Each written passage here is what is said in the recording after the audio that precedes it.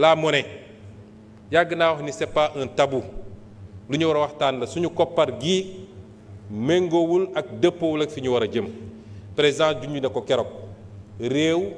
doo ñëw rek daal di rajaxe yépp da nga koy teg ci temps teg ko ci yoon mais suñuy option ci monnaie bi mooy monnaie bi dina soppiku wala ñu jël suñu responsabilité ñun te am na àpp yu ñu àppal suñu bopp mais gëm naa ni ñiñ ko seqal dinañu dem dans la direction bi ñëpp bëgg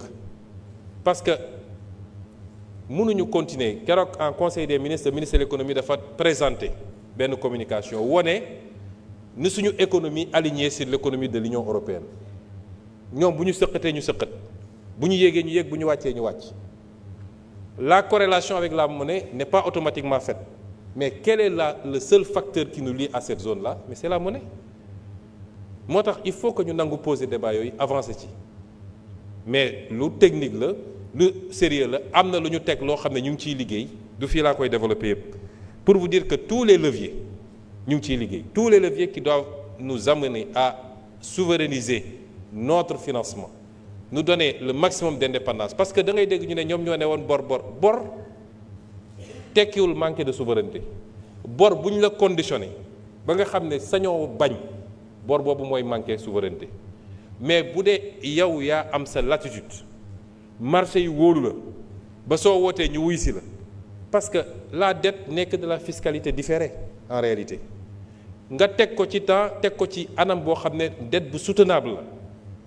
nga garder toute ta latitude ber bu bon mooy dañ la naan lii da nga koy signer foog nga def telle réforme sinon duñ la lebal kooku mooy bor bi nga xam ne day empiéter ci sa souveraineté kon loolu ay éléments yu important la ensuite ñun dañu war a en tant qu'Africain et en tant que Sénégalais dañoo nekk ci àdduna bi dafa les options stratégiques dañu nekk ci àdduna boo xam ne y a le choc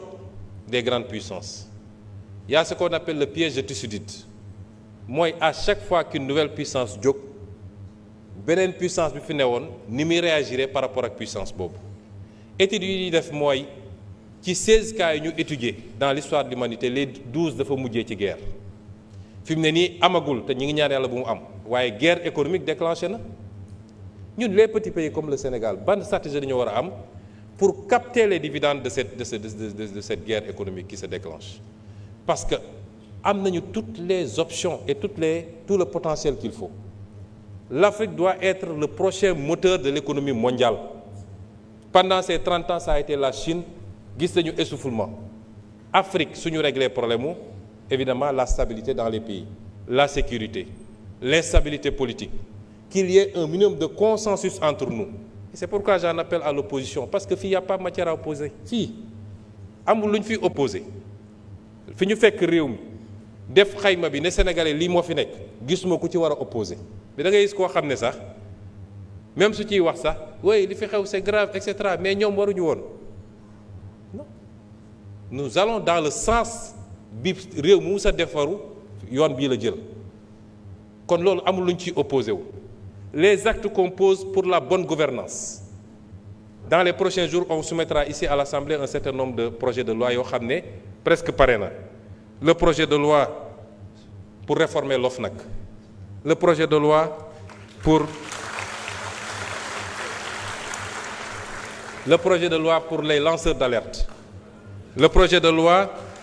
pour l'accès à l'information parce que citoyen bu nekk war na mun a am accès à l'information qu'est-ce que le Premier ministre fait qu'est-ce que tel ministre fait qu'est-ce que tel directeur général fait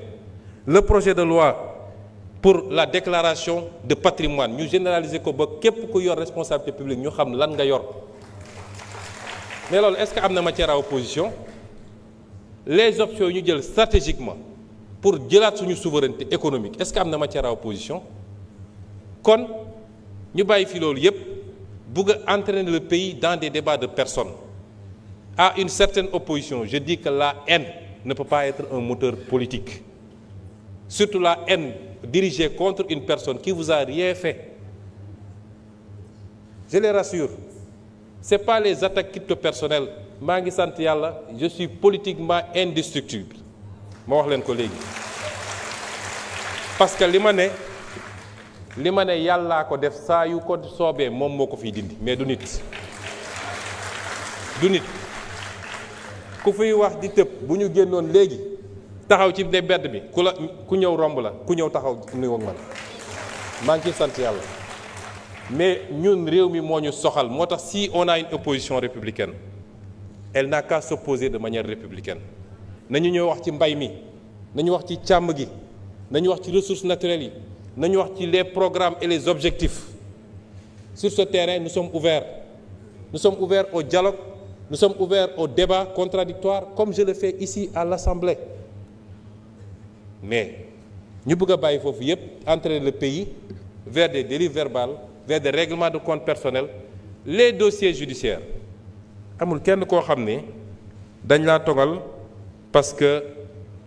non dem nañu ba ne pourquoi dans une campagne électorale il a dit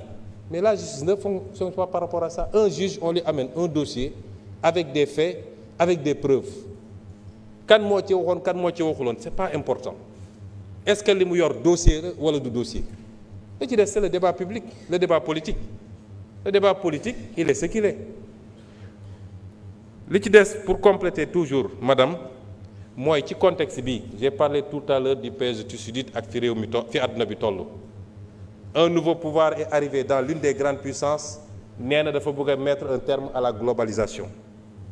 daal di teg ay taxam teg yeneen pays ñoom it réagir ñu nekk ci contexte boo xam ne les gens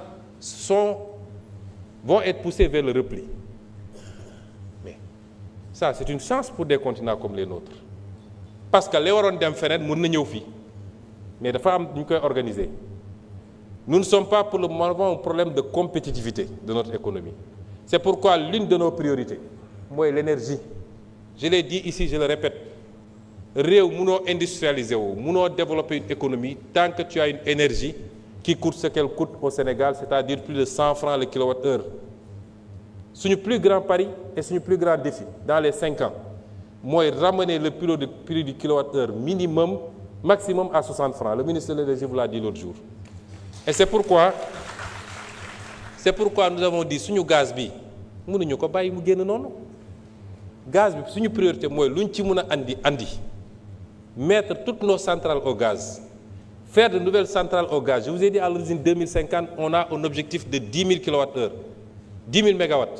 On a produit 1800 aujourd'hui. Imaginez le gap. Le solaire ne pourra pas tout combler. moo tax ñu ne suñu oléoduc bi suñu gazoduc bi war a andi gaz bi fii mooy suñu priorité. L'énergie est une question de sécurité nationale même. Et c'est pourquoi, en dehors de l'aspect économique, il y a l'aspect domestique. Parce que dans le budget des ménages, l'énergie coûte très cher. moo tax dégg ngeen coow centrale West Africa Energy bi. Quand je suis arrivé, j'ai dit au président, je prends en main ce dossier. Parce que mënuñu bàyyi un secteur aussi stratégique ñu ne c'est des investissements privés. C'est pas des investissements privés. Parce que c'est un secteur dont relève la sécurité nationale. Deux, Monsieur le Premier ministre. Je conclue 1 minute. Parce que vous m'avez pris des minutes tout à l'heure. Hein? Voilà. Deuxièmement, c'est un secteur boo xam ne dans ces projets-là c'est fait sous le couvert du contenu local. moom ay avantages yu ñuy teg. L'État garantit ni moom mooy jënd la totalité de la production à travers la Sénélec. Et pour cela, l'État joxe sa garantie souveraine. Tu as 280 milliards d'investissements, l'État joxe sa garantie souveraine. Si la Sénélec faillit, c'est l'État qui paye. Et on me dit que c'est un projet strictement privé. Et c'est pourquoi on a pris en main ce dossier et nous sommes en train de faire ce que nous devons faire avec le bailleur, avec la société qui construit le truc. J'ai reçu tout le monde, on a discuté et on va sauver ce projet, on va sauver tous les autres projets.